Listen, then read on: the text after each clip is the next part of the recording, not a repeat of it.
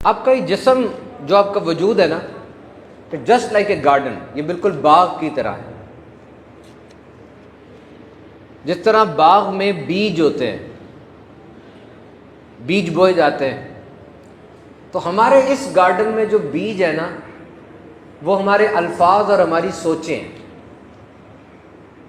اور جب گارڈن میں بیج کو بویا جاتا ہے، پھر اس کو کھاد دیتے ہیں، اس کو سن لائٹ دیتے ہیں، پھر وہ پھوٹتا ہے۔ تو ہمارے جو دو بیج ہیں، الفاظ اور سوچیں، اس کی کھاد ہے ریپیٹیشن، دہرانا۔ جتنا آپ دہرائیں گے نا، اتنی یہ چیز بڑھتی چلی جائے گی، تناور درخت بن جائے گا۔ So be careful with your words and with your thoughts۔ ایک آدمی دہراتا جا رہا ہے، میں کچھ نہیں کر سکتا، میں کچھ نہیں کر سکتا، سب کو یہ بتا رہا ہے، اپنے آپ کو یہ بتا رہا ہے، تو اب کیا ہوگا؟ یہ بیج پھوٹے گا، اس کے پورے وجود پر بے یقینی کی، ڈر کی، خوف کی وہ گندے کانٹے اور گندی جڑی بوٹیاں پھیل جائیں گی۔ اور ایک بندہ کہتا ہے کہ میں سب کچھ کر سکتا ہوں، I can do it، اور وہ بار بار دہرا رہا ہے، کھاد دے رہا ہے اس کو، تو یہ ایک خود اعتمادی کا درخت اس کے وجود پر چھا جائے گا۔ 1994 میں ریسرچ ہوئی تھی، ڈاکٹر مسارو ایموٹو، یہ جاپانیز سائنٹسٹ ہے، اس کو پانی سے بڑا شغف تھا، ہائیڈرولوجی کی اس نے ریسرچ کی کہ پانی کے اندر کیا احساسات و جذبات ہو سکتے ہیں۔ پانی کوئی عام چیز تو نہیں ہے، دنیا کا 71% پانی ہے۔ اس نے اپنے ریسرچ اسکالرس کو بلایا، پانی کے 2 گلاس لیے، اور ایک گلاس کے اوپر اس نے ان کو کہا کہ اچھے جملے بولو کہ تم you are kind, you are good, تم اچھے ہو، تم صحیح ہو، اور ایک گلاس کے اوپر نیگیٹو باتیں بولو کہ تم گندے ہو، تم صحیح نہیں ہو، تم گندے ہو، تم صحیح نہیں ہو۔ دونوں کو فریز کیا، فریز کرنے کے بعد دونوں کو مائکروسکوپ کے نیچے دیکھا، حیران رہ گئے۔ وہ جس کو بری باتیں کہی گئی تھی، وہ بڑے عجیب سا پیٹرن بنا، اس کا ڈسکسٹنگ تھا، خطرناک اور خوفناک قسم کی شکلیں بنی ہوئی تھی، اور وہ جس پہ اچھے الفاظ بولے گئے تھے، ان میں بڑے پیارے کرسٹلز بنے ہوئے تھے، پیٹرن بنے ہوئے تھے، خوبصورت سینریز نظر آئیں، ورڈز۔ اور اب صرف یہ سوچو کہ آپ کے جسم کا 60% پانی ہے۔ جب کوئی آپ کے سامنے ایسی بات بولتا ہوگا تو آپ کے جسم کے پانی میں کتنی تبدیلی آتی ہوگی۔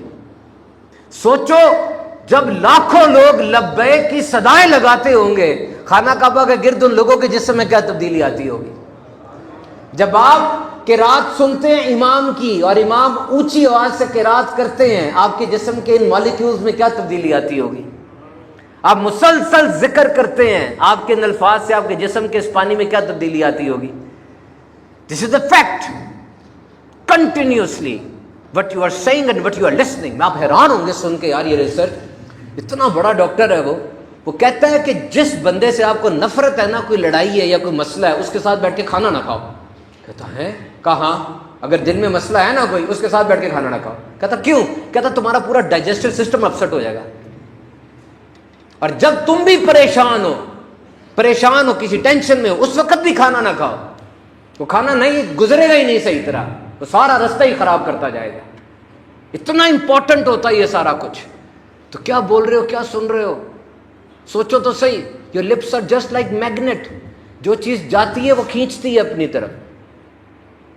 تو میرے دوست ایک بات یاد رکھنا، اپنی لائف کو نا پرپس سے نٹ کرو، اور وہ پرپس جو مقصد زندگی کا بنے اس کو بولتے رہو، اس کو دہراتے رہو روز۔ پاگل کہیں لوگ تم اتنا دہراؤ۔ ایک بندہ تھا، وہ ڈائیور تھا، میں کہانی سنانے لگا۔ Try to be a good storyteller, اچھی کہانی سنانے والا بنو۔ کہانی بڑی ضروری ہوتی ہے، کہانی ہماری زندگی کو شیپ دیتی ہے۔ میرے پاس ایک بندہ آیا کر کہتا ہے میں نے 1 ملین کمایا پچھلے ہفتے۔ میں نے کہا مجھے یہ نہ بتاؤ، مجھے کہانی سناؤ کیسے کمایا، کہانی سناؤ، کدھر گئے، کس گاہک کے پاس گئے، کیا بات کی۔ کہانی کی صورت میں سناؤ گے نا، مجھے مزہ آئے گا اور میں سیکھ بھی لوں گا۔ So try to be a good storyteller. بندہ تھا، ڈائیور تھا، ڈائیو کرتا اپنے مزے کے لیے۔ اسکوبا ڈائیونگ پتہ ہے نا، وہ لباس ہوتا ہے، وہ پہن کے سمندر کی تہ تک چلے جاتے ہیں اور جا کے چیزیں دیکھتے پھر اوپر آ جاتے ہیں۔ کراچی میں بھی اس کی باقاعدہ تربیت ہوتی ہے۔ وہ اسکوبا ڈائیور تھا، سمندر کے نیچے چلا جاتا، مچھلیوں کو دیکھتا، بڑا خوش ہوتا، پھر اوپر آ جاتا۔ ایک دن وہ تیر رہا تھا، سامنے سے ایک بڑی شارک آ رہی تھی۔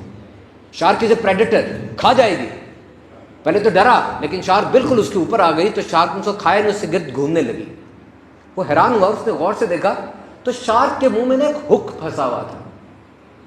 مچھیرے نے جال ڈالا اور اس کا کانٹا پھنس گیا، وہ تکلیف میں تھی، اس نے بہت بڑا رسک لیا، آگے بڑھ کے اس کا کانٹا نکال دیا، شارک نے اس کو پھر بھی کچھ نہیں کہا اور شارک چلی گئی، اور تھوڑی دیر بعد کئی دیگر شارک کو لے آئی، سب کے ہک پھنسے ہوئے تھے، اس نے ان سب کا کانٹا نکالا، وہ سب اس کے سرکل کرتے اور چلے جاتے۔ اب اس نے روز کا معمول بنا لیا کہ میں روز جاؤں گا اور جا کے ان مچھلیوں کو اس تکلیف سے نجات دوں گا۔ اس کے گھر والوں نے اس کو منع کیا کہ جانور ہے، ایک جانور ایسا جو کھا جاتا ہے انسان کو، وہ نہیں مانا۔ اس نے 20 سال میں 300 اس طرح کی مچھلیوں کو نجات دی۔ اس نے باقاعدہ BBC میں پوری ڈاکومنٹری دکھائی ہے، اور اب اس کیریبین پورے سمندر میں اس کو مچھلیاں کچھ نہیں کہتی، وہ جب جاتا ہے اس کے گرد اکٹھی ہو جاتی ہے، اس کو چھوڑتی نہیں، اس کے پاس رہتی ہیں، وہ کہتا ہے کہ ان کی فیلنگز ہیں، ان کے جذبات ہیں۔ پرپس نوٹ کیا آپ نے؟ پرپس، مقصد ہو۔ مجھ سے مسجد میں آگے لوگ پوچھتے ہیں جی میری زندگی کا مقصد کیا ہو سکتا ہے؟ سب سے پہلے میں کہتا ہوں جو کام تم کر رہے ہو اس کام میں مقصد ڈھونڈو، پہلے نئی جگہ نہ جاؤ۔ آپ PCB میں ملازم ہیں، آپ جاب کرتے ہیں، CS میں ٹیچر ہیں، اسی کے اندر مقصد ڈھونڈیں، کیونکہ اس پہ زیادہ ٹائم لگتا ہے آپ کا، آدھا دن تو اس میں گزر جاتا ہے آپ کا۔ اور یاد رکھو یہ مقصد ہوتا کیا ہے؟ 2 سوال آپ سب نے اپنے آپ سے کرنے، آپ کو مقصد مل جائے گا اپنا۔ 2 سوال۔ نمبر 1، اگر ایک کام آپ نے کرنا ہے ساری زندگی، لیکن اس کام کے آپ کو پیسے نہیں مل رہے، وہ کام کون سا ہوگا؟ وہ کام آپ نے صرف اس لیے کرنا ہے کہ وہ کام سے آپ کو محبت ہے، وہ کام کون سا ہوگا؟ نمبر 1۔ نمبر 2، اگر آپ کے پاس 1 ارب روپیہ آ جائے، اب آپ کو نوکری جاب کی ضرورت تو نہیں ہے نا، اب اس وقت وہ کون سا کام ہے جو آپ کریں گے ضرور کہ جی مجھے اس کام میں مزہ آتا ہے؟ یہ کام نکالیں، یہ کام آپ کا پرپز ہے، آپ کا شوق ہے۔ اب آپ کہیں گے ہم تو روزے بھی رکھ رہے ہیں، ہمیں کوئی پیسے نہیں ملتے، اور ہمارے پاس ارب روپیہ بھی آ جائے گا، روزے تو رکھیں گے، نمازیں پڑھتے ہیں، بچوں کو پالتے ہیں۔ یہ مقصد نہیں ہوگا، یہ سب کا ہے۔ بیٹھو، سوچو، اس پہ ڈلوی کرو کہ میں کس طریقے سے اس مقصد کی طرف بڑھ رہا ہوں۔ اللہ کے نیک بندے ایسے ہی کیا کرتے تھے، they were like that۔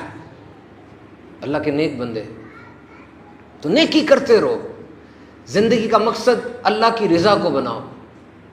اللہ نے 2 چیزوں کو پوشیدہ رکھا ہے، نمبر 1 وہ کس بات سے راضی ہو جائے نہیں پتا، اور دوسرا اس نے اپنے نیک بندوں کو اس دنیا میں پوشیدہ رکھا ہے۔ ہمیں نہیں پتا کہ کون سا بندہ اللہ کے نزدیک کتنا بڑا ہے، اللہ کس عمل سے راضی ہو جائے مجھے نہیں پتا۔